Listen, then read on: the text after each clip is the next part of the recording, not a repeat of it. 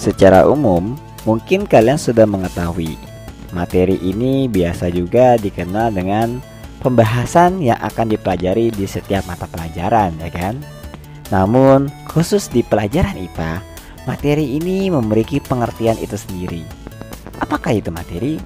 Ya, materi merupakan segala sesuatu yang menempati ruang. Karena dia menempati ruang, pastinya memiliki volume ya. Dan karena memiliki volume, tentunya mempunyai massa pula. Lalu, apakah yang disebut massa? Apakah massa yang di sini adalah waktu? Tentu tidak. Massa di sini merupakan ukuran yang menunjukkan jumlah materinya. Namun berbeda dengan berat. Kalau berat ini akan tergantung kepada gravitasi, sedangkan massa ini tidak bergantung terhadap gravitasi. Jikalau misalnya sebuah logam ada di darat, lalu kita celupkan ke dalam air, pastinya memiliki berat yang berbeda. Namun massanya akan tetap.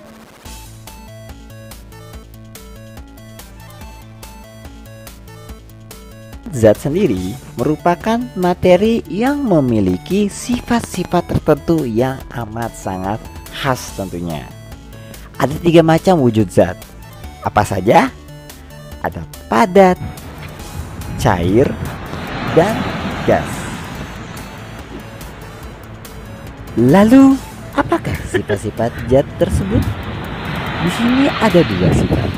Yang pertama adalah sifat ekstensif, yaitu volume dan massa, yang sudah saya jelaskan juga ya sebelumnya. Lalu yang kedua adalah sifat intensif. Nah, sifat intensif ini terbagi atas 2, yaitu sifat fisis dan sifat kimia.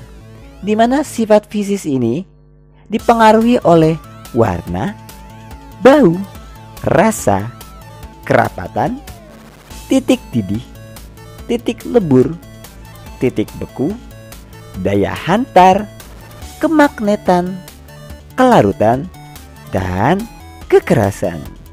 Sedangkan sifat kimia dipengaruhi oleh mudah tidaknya suatu zat itu terbakar, kestabilan, kereaktifan, serta perkaratan. Seperti halnya sifat zat, perubahan zat pun terbagi atas 2, yaitu perubahan fisis dan perubahan kimia. Di dalam perubahan fisis terdapat 3 ciri-ciri. Yang pertama, tidak terbentuk zat jenis baru.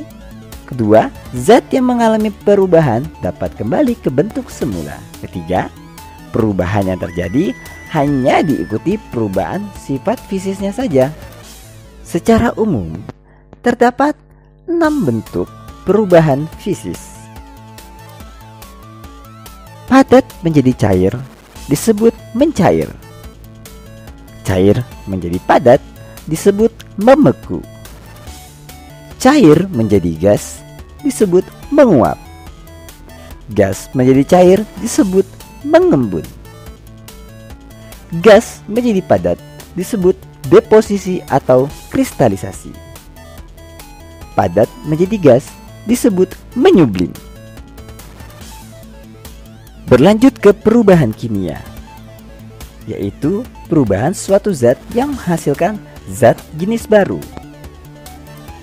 Perubahan kimia adalah perubahan yang bersifat kekal, sehingga ketika zat ini sudah berubah ke dalam zat baru, tidak dapat kembali lagi ke zat yang semula.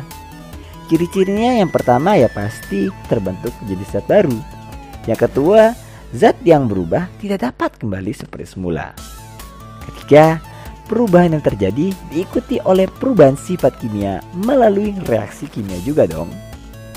Dan yang keempat, selama terjadi perubahan kimia, massa zat sebelum reaksi sama dengan massa zat sesudah reaksi. Contoh sederhananya adalah pembakaran yang biasa kita lakukan saat kita membakar sampah, atau pembusukan pada bahan-bahan makanan. Bisa juga perkaratan dari besi-besi yang kita biarkan lama.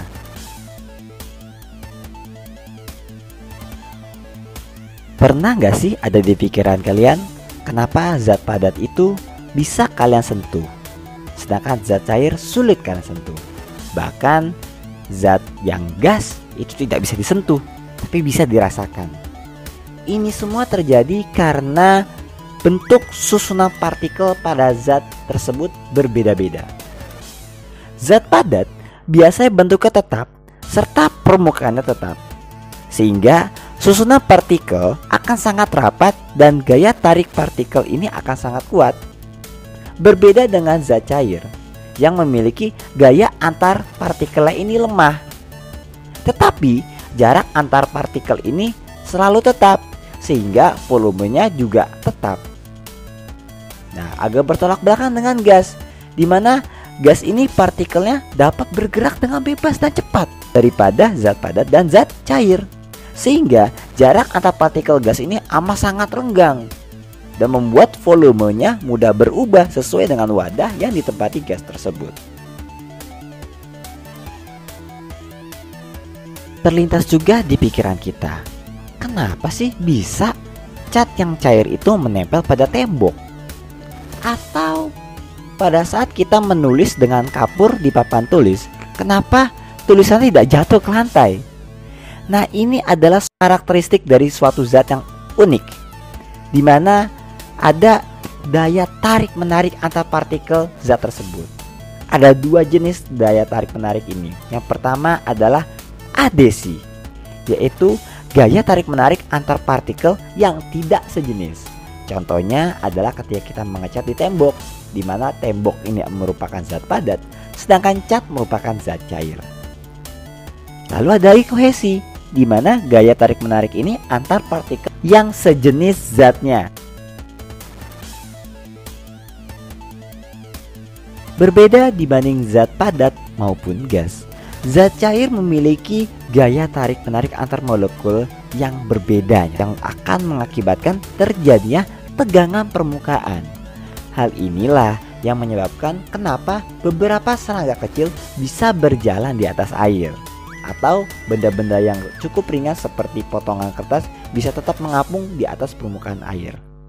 Nah, hal tersebut jika kita amati di dalam sebuah tabung kaca, ini akan membuat sebuah yang namanya meniskus. Dan meniskus pada zat cair ini terbagi atas dua, yaitu meniskus cekung dan meniskus cembung.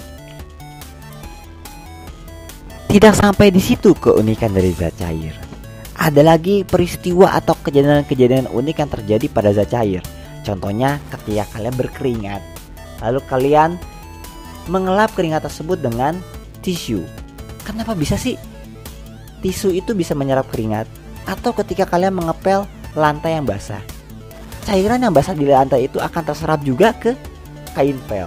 Atau pula di tumbuhan, di mana tumbuhan ini dia mengambil air melalui akar, namun bisa juga tersebar ke seluruh tubuh yang ada di tumbuhan tersebut. Nah, peristiwa tersebut merupakan kapilaritas. Apa sih kapilaritas? Kapilaritas ini merupakan peristiwa naiknya zat cair melalui lubang yang sempit, atau juga biasa disebut dengan pipa kapiler. Semakin sempit lubang kapiler, semakin besar juga daya kapilaritasnya.